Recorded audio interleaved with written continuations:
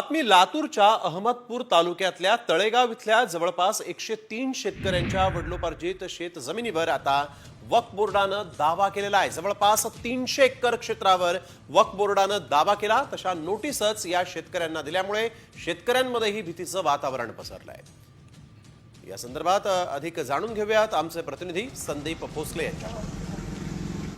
लातूर जिल्ह्यातल्या अहमदपूर तालुक्यातील तळेगाव इथल्या जवळपास 103 शेतकऱ्यांच्या शेतजमिनीवरती आता वक्फ बोर्डाने दावा केला। आपण जर बघितलं तर मी या गावामध्ये आहे। जवळपास 103 शेतकऱ्यांच्या शेतजमिनीवरती वक्फ बोर्डाने दावा केला, त्यामुळे ही शेतकरी जे आहेत आता भीतीच्या वातावरणात पाहायला मिळत आहेत। गावकऱ्यांमध्ये आता भीतीचं वातावरण पसरलंय। अचानकपणे वक्फ बोर्डाने या शेतकऱ्यांना नोटिसा देत 300 एकर वरती दावा केल्यामुळे हे शेतकरी जे आहेत आता भयभीत झालेत। मी या गावांमध्ये आहे। नेमकं काय प्रकरण आहे, कधी नोटिसा मिळाल्या, काय परिस्थिती आहे सध्या? 2 महिने झाले साहेब। आम्हाला वक्फची नोटीस आली। नोटीस आल्यानंतर आम्ही वकील साहेबाकडे गेलो, त्यांना दाखवल्यानंतर त्यांनी दावा घेतलेला आमचा।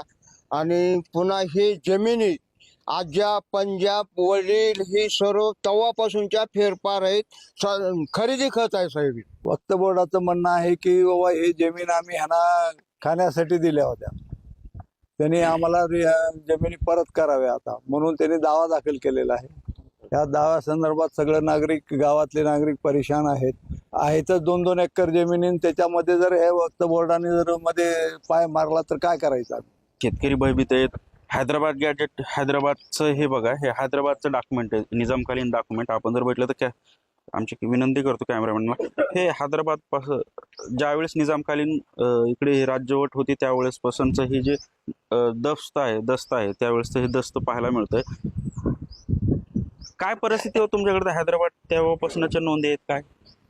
हे आता बिदर ज्यावेळेस आमचा जिल्हा होता त्यावेळेसची हे दस्तावेज आहेत। त्या काळामध्ये आमच्या आजोबांनी खरेदी केलेली आहे जमीन। हे कुणाकडनं खरेदी केलेली? हे आता मुसलमान होते, आता ते मला नाव माहित नाहीत, त्यांच्याकडून घेतलेली आहेत त्यांनी आजोबांनी, आजोबाच्या काळामधली।